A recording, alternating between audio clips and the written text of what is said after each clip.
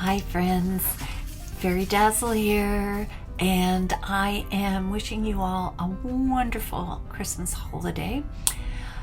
Today I am going to read to you a story that has yet to be illustrated, and I thought I would put it as a challenge to you and your families to see if you would consider illustrating a story as it's read. So what I have done is I have modeled the idea of illustrating a story very, very quickly. This is rather embarrassing because I put pressure on myself to literally sketch as fast as I could with little stick people and with markers, trying to create an image that would tell the story in a very, very fast way. I am trying to encourage you and your families to engage in art, to have fun, to play. Not be shy of what comes out on the paper. It's kind of a little bit like gesture drawing. So I've ended up producing 10 of these pictures. I will share them with you. Like I said, they're pretty rough, but they were fun and I played. And that is the most important part as I tried to tell the story through picture. The illustrations are, as I said, very fast. They are very simple. Some would say, Fairy Dazzle, are they your best work? No, they are not my best work, but they were fun work. Christmas triangle stars to the rescue. In Santa's workshop this one Christmas Eve night, all was quiet. Everyone was clean out of sight. The elves zoomed to their families, dragging their feet so tired. They left the workshop in a mess, not cleaning and recycling as required.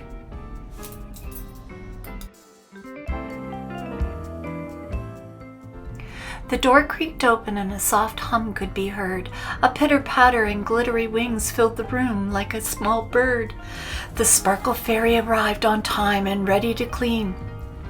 But suddenly she let out a delicate scream. Ah! Oh no, what do we have here? She asked in dismay. The elves left tools, paint, glue, and even wood in such disarray. Here's a stack of perfectly good wooden sticks. They should be recycled. The elves could make beautiful, crafty tricks.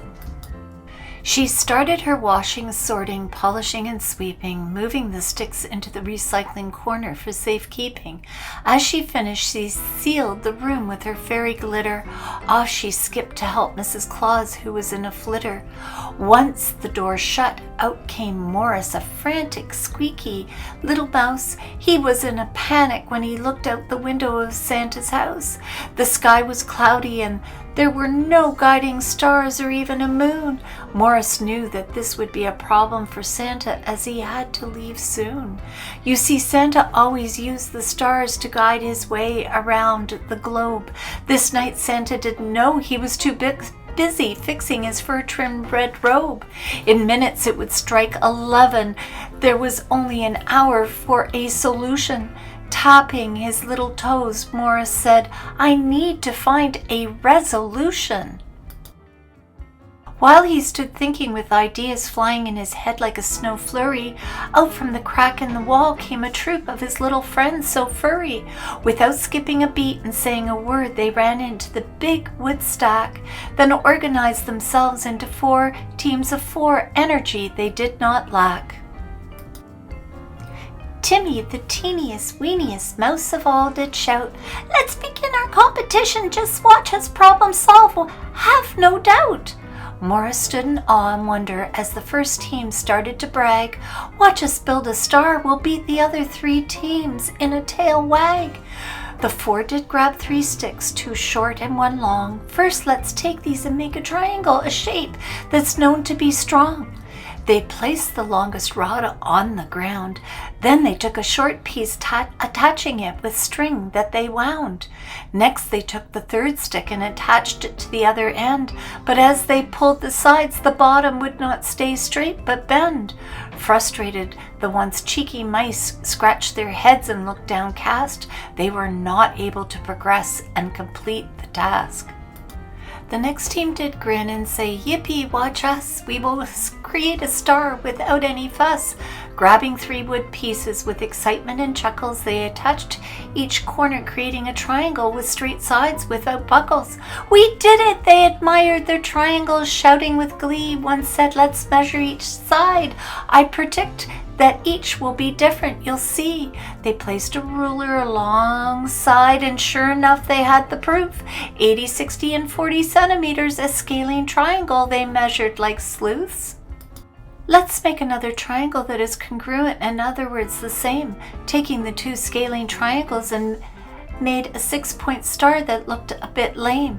A little lopsided yet cute, they presented it to Morris with pride. Maybe this can help guide Santa as he flies through the dark skies outside.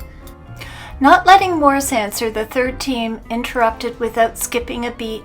"We will make a more balanced star with isosceles triangles. It will be an easy feat." Scampering with a meter stick, they grabbed 2 sticks that measured 80 centimeters. "Let's take this one for the bottom. It measures 40 centimeters. The triangle will be neater." They saw this isosceles could be cut in half after they attached the ends. "This triangle has 1 line of symmetry," exclaimed Morris to his friends. They copied it, then matched up the lines of symmetry, gluing them down. "Look, we have a 6-pointed star that could be a crown." Their moment of pride was shattered by the 4th team's determined cry, "We can make an even more spectacular star, one that will look radiant in the night sky. We will make 2 triangles with 3 80-centimeter sides in length. It will be balanced, made with equilateral triangles, having great strength." So they finished the perfect triangles and assembled them into a star with 6 points, showing how each triangle had 3 lines of symmetry leading from each joint. Morris was truly impressed, then with 10 minutes to spare, fell into a mousy, momentous muddle and sweat. "How can I choose one star over the other? My mouse pals who've worked hard will be upset." The teeny weeniest mouse of all turned out to be the wisest of them all. "Let's pick them all, not starting an argument and a brawl. The 3 stars can represent the wise men, each unique and bearing a gift. Now I see something sparkle left that can help us get these shining and in the sky with a big lift." He dashed to the fairy dust and glitter in a mound. He began to sweep it up without saying a sound. Darting back to the stars, he sprinkled the magic dust, saying the following rhyme with an ance that was creative and robust.